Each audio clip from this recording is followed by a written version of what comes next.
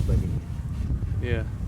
Dan saya pernah dengar juga itu, ini correct me if I'm wrong ya, kalau nggak salah ya teman saya bilang tuh dari si reservoir diproduksi di batuan in situnya sampai ke atas itu ada 64 sub-science. Ya, Ada begitu banyak range, mulai dari geological thinking sampai ke bahkan data science, Betul. ya kan, algoritma dan lain-lain.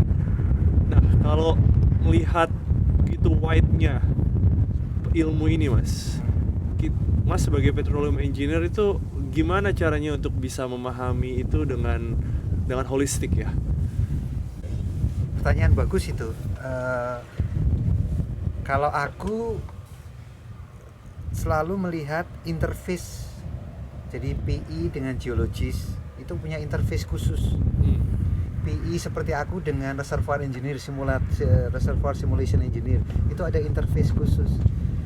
Yang saat ini sedang aku lakukan di UK, interface yang banyak antara PI dengan proses engineer. Antara PI dan proses engineer. Ya, karena kan tadi produksi di FPSO. Jadi kita punya constraint tambahan yaitu kapasitas dari FPSO. Kadang-kadang teman-teman dari proses engineer akan datang ke kita bilang, wah kita nggak punya cukup kapasitas pompa misalnya. Itu interface yang langsung ke sumur. Iya. Kita harus choke back sumurnya. Iya. Kita nggak mau produksi lebih dari itu karena environmental issue dan lain sebagainya.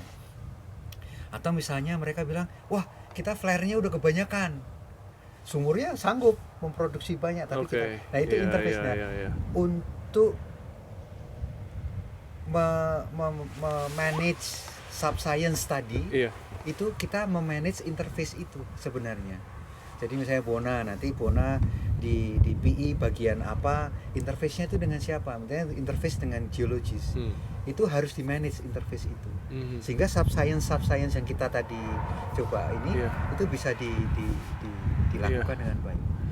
In a way kita harus bisa jack of all trades ya, bisa memahami, mungkin nggak sedip mereka, sedip orang-orang yang memang sudah menjadi expertise dari masing-masing ini, tapi at least paham beberapa language yang mereka. Betul. Jadi yang pakai. Dipahami adalah requirement mereka.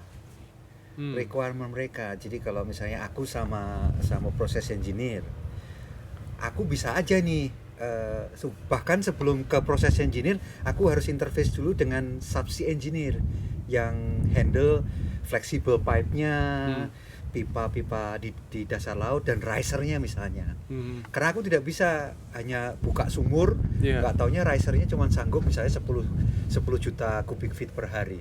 Padahal sumurnya bisa 20, nanti risernya jebol. Misalnya. Itu yang penting. Jadi requirement-nya mereka yang kita harus tahu. Jadi bukan ilmu tentang pipeline-nya, tapi requirement-nya. Jadi kita akan datang ke mereka, pipeline kita sebenarnya ratingnya di berapa? Kita perlu tahu why-nya nggak tapi Mas? Atau kita perlu tahu what-nya? Ya, what-nya aja, karena production engineer biasanya sudah di-given kan? Given, kita sudah, ini dia fasilitasmu. Sumur itu, pipa fleksibel sudah terpasang 30 tahun atau 20 tahun yang lalu. Ini rate-nya dikalikan dengan efisiensi, dikalikan dengan fungsi waktu, umur dan lain sebagainya. Misalnya. Jadi gitu, requirement-nya yang penting.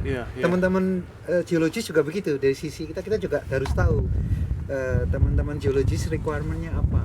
Apakah mereka butuh data produksi untuk kalibrasi, mereka punya seismik misalnya, atau kalibrasi mereka punya log misalnya, atau kalibrasi mereka punya model misalnya. Kalau kita